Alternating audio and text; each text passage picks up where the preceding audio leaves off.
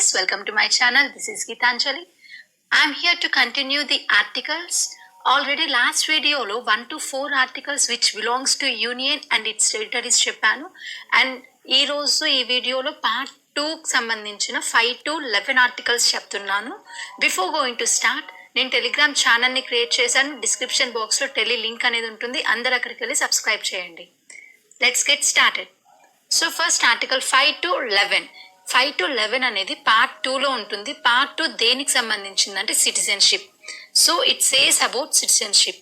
Article 5 means citizenship at the commencement of the constitution. So commencement meaning అంటే ఏంటంటే beginning. Okay, beginning of the constitution. Actual article 5 ప్రకారము ఒక పర్సన్కి citizenship ఎలా వస్తుందంటే ఆ పర్సన్కి మన ఇండియా టెరిటరీలో డొమిసైల్ అనేది ఉండాలి. డొమిసైల్ అంటే ఏంటంటే ఆ కంట్రీలో అతనికి లా ప్రకారం పర్మనెంట్ హౌస్ అనేది ఉండాలి. పర్మనెంట్ హౌస్ ఆర్ ల్యాండ్ అలా ఉండాలి. దాన్ని డొమిసైల్ అంటారు. సో డొమిసైల్ ప్లస్ అతను ఆ కంట్రీలో పుట్టిండాలి, లేకపోతే వాళ్ళ పేరెంట్స్ అయినా అందులో పుట్టుండాలి. Or else he need to stay for 5 years. Okay, ఇండియాలో 5 years స్టే చేయాలన్నమాట before applying for the citizenship. ఆ సిటిజన్షిప్ని అప్లై చేసే 5 years ముందు అతను మన ఇండియన్ టెరిటరీలో ఉండాలి.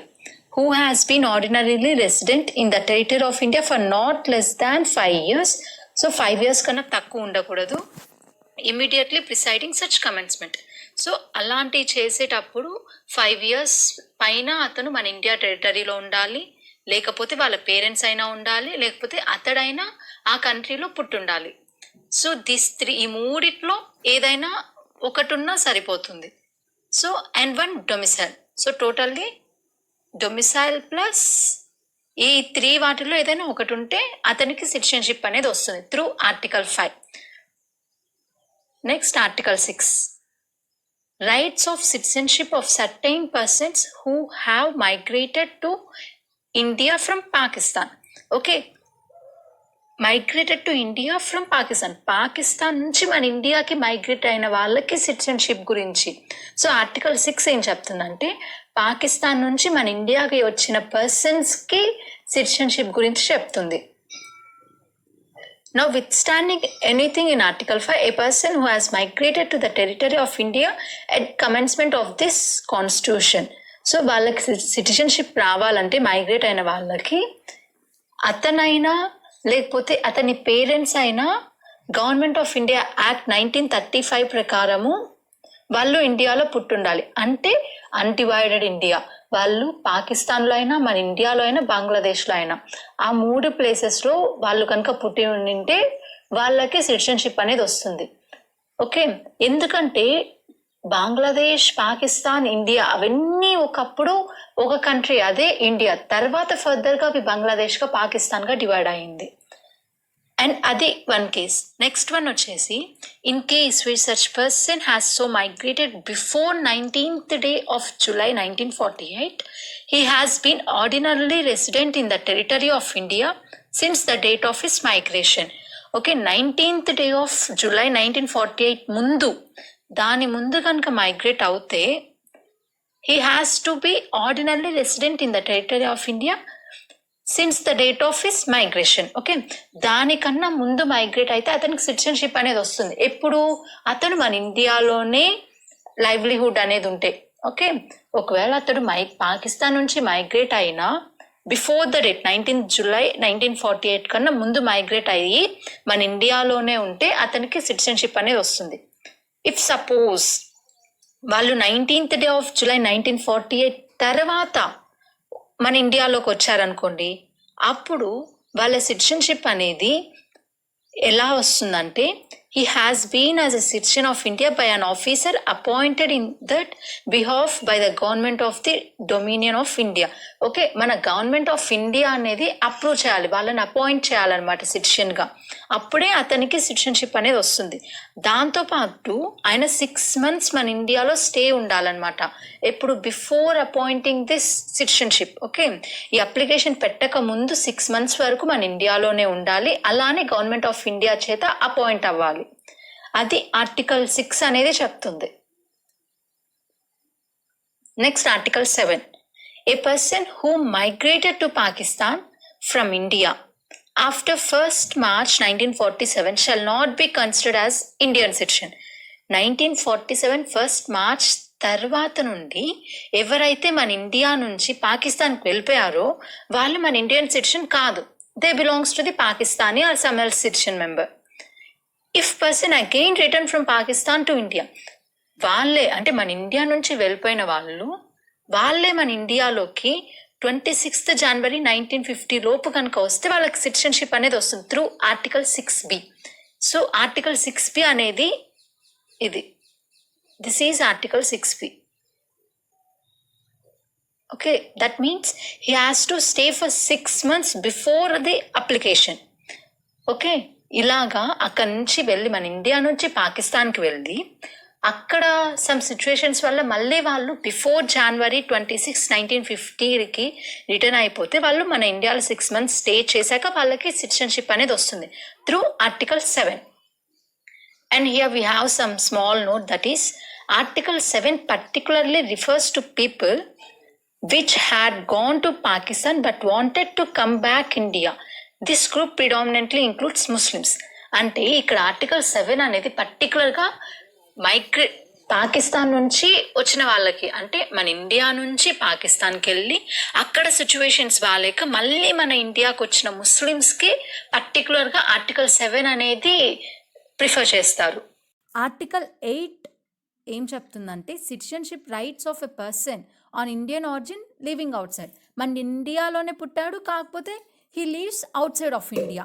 So according to this article a person అయినా మన ఇండియాలో పుట్టినా, లేకపోతే వాళ్ళ పేరెంట్స్ కానీ వాళ్ళ గ్రాండ్ పేరెంట్స్ కానీ పుట్టినా, కానీ అతడు మాత్రం వేరే దేశంలో పెరుగుతున్నప్పుడు ఆయన్ని ఇండియన్ సిటిజన్గా ఎప్పుడు కన్సిడర్ చేస్తామంటే ఎప్పుడైతే ఆయన ఆ కంట్రీలో ఉన్న ఎంబసీ మెంబర్తో కానీ హై కమిషనరేట్ మెంబర్తో కానీ ఆయన రిజిస్టర్ చేసుకుంటే before or after the commencement of constitution, then he will be as a Indian citizenship. ఇక్కడ Indian embassy and Indian high commissionerates అంటే ఏంటో చెప్తాను. టోటల్గా మనకి Commonwealth nations and non Commonwealth nations అని 2 ఉన్నాయి. నాన్ కామన్వెల్త్ నేషన్స్ అంటే అప్పటి కాలంలో బ్రిటిష్ వాళ్ళు పరిపాలించిన కంట్రీస్ని నాన్ కామన్వెల్త్ నేషన్స్ అంటాము. సో రిమైనింగ్ వాటి అన్నిటినీ కామన్వెల్త్ నేషన్స్ అంటాము. ఎగ్జాంపుల్ అమెరికా అనేది కామన్వెల్త్ నేషన్. సో అక్కడ మన ఇండియన్ ఆఫీసర్ని ఇండియన్ అంబాసిడర్ అంటాము. అలానే బ్రిటిష్లో అలా ఉండే వాళ్ళని బ్రిటిష్లో ఉన్న మన ఇండియన్ ఆఫీసర్ని ఇండియన్ హై కమిషనరేట్ అంటాము.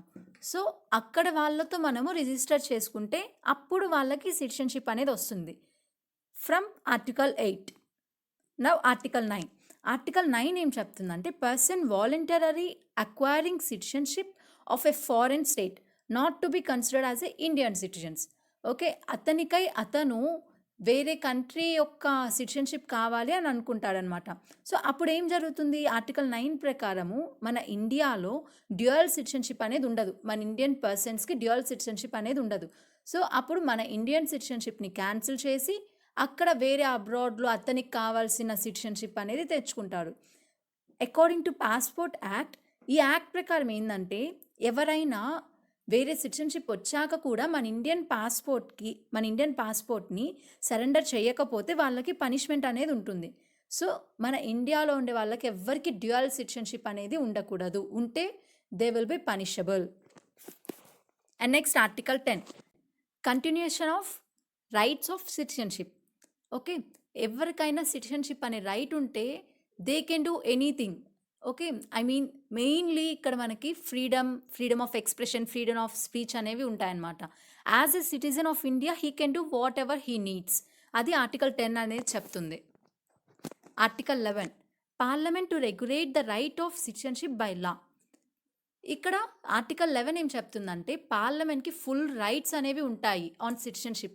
ఆల్రెడీ స్టార్టింగ్లో చెప్పాను సిటిజన్షిప్ అనేది హోమ్ అఫైర్స్ కింద వస్తుంది అని. హోమ్ మినిస్టర్ ఆయన సిటిజన్షిప్ని డీల్ చేస్తారు.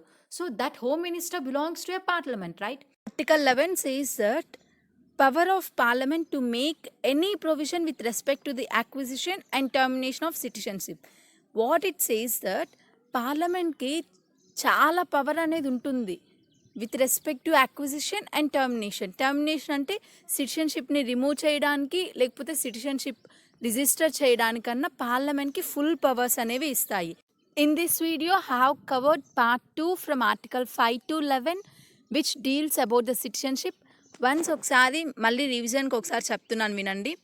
ఆర్టికల్ 5 వచ్చేసి దేని గురించి చెప్తుందంటే, ఎవరికైనా సిటిజన్షిప్ కావాలంటే beginning of the constitution he need domicile plus, domicile అంటే any property or else any house in the territory.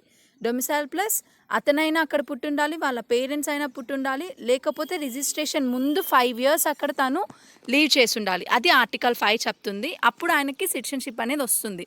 Article 6 ఏం చెప్తుందంటే, ఎవరైతే పాకిస్తాన్ నుంచి మైగ్రేట్ అయ్యారో వాళ్ళు ఎలా సిటిజన్షిప్ వస్తుందంటే, వాళ్ళకి వాళ్ళ పేరెంట్స్ అయినా ఇండియాలో ఉండాలి according to government of India act 1935. అంటే అన్డివైడెడ్ ఇండియాలో, పాకిస్తాన్లో అయినా బంగ్లాదేశ్లో అయినా మన ఇండియాలో అయినా వాళ్ళు పుట్టుండాలి. Then he will get the citizenship. If suppose 19th day of July 1948 ముందు అతను కనుక మైగ్రేట్ అయితే he will get an citizenship. అదే ఒకవేళ ఆ రోజు పక్క రోజు నుంచి కనుక మైగ్రేట్ అయితే అతను గవర్నమెంట్ ఆఫ్ ఇండియా వాళ్ళు రిజిస్టర్ చేయాలన్నమాట ఆయన పేరు మీద. then he will get citizenship as well as he needs to stay for 6 months before the application. And article 7 ఏం చెప్తుందంటే, మన ఇండియా నుంచి పాకిస్తాన్కి వెళ్ళి మళ్ళీ పాకిస్తాన్ నుంచి మన ఇండియాకి వచ్చే వాళ్ళకి ఆర్టికల్ 7 అనేది యూజ్ అవుతుంది. 1st March 1947 తర్వాత నుంచి ఎవరైతే మన ఇండియా నుంచి వెళ్ళిపోతారో వాళ్ళు మన ఇండియన్ సిటిజన్స్గా రికగ్నైజ్ చేయము. ఒకవేళ మళ్ళీ వాళ్ళే బిఫోర్ 26 January 1915 రిటర్న్ అయినప్పుడు ఆర్టికల్ 6B ద్వారా వాళ్ళు సిటిజన్షిప్ని తెచ్చుకుంటారు. ఆర్టికల్ 6B అంటే ఏంటి? 6 months స్టే చేయాలి before the application. And article 7 అనేది predominantly relates to the Pakistani Muslim groups అన్నమాట. ఆర్టికల్ 8 ఏం చెప్తుందంటే, according to this article any person who was Born or any parents వాళ్ళ గ్రాండ్ పేరెంట్స్ కనుక మన ఇండియాలో పుట్టి ఉన్నప్పుడు కానీ వాళ్ళు ఇండియాలోనే పుట్టారు, తను మాత్రం వేరే అబ్రాడ్లో పెరిగాడు, వాళ్ళకి సిటిజన్షిప్ ఎలా వస్తుందంటే ఆ కంట్రీలోని ఇండియన్ ఎంబసీ లేకపోతే ఇండియన్ హై కమిషనరేట్తో వాళ్ళు రిజిస్ట్రేషన్ చేయించుకోవాలి. అప్పుడు వాళ్ళు సిటిజన్షిప్ అనేది వస్తుంది. ఆర్టికల్ 9 ఏం చెప్తుందంటే, మన ఇండియాలో డ్యూయల్ సిటిజన్షిప్ అనేది ఉండదు. వాళ్ళు వేరే కంట్రీ యొక్క సిటిజన్షిప్ తెచ్చుకుంటే మన కంట్రీ యొక్క సిటిజన్షిప్ని వాళ్ళు తీసేయాలి. అలా తీయకపోతే వాళ్ళు పనిషబుల్ అన్నమాట. ఏదైనా ఒక సిటిజన్షిప్పే ఉండాలి వాళ్ళకి. ఆర్టికల్ 10 వచ్చేసి continuation of rights of the citizenship. Article 11 వచ్చేసి parliament is the supreme power to take any decision recording to the citizenship. This is total video. If you like my explanation, please hit the like button. For the more videos, subscribe to my channel. And if you have any doubts, comment in the comment box. Thank you for watching.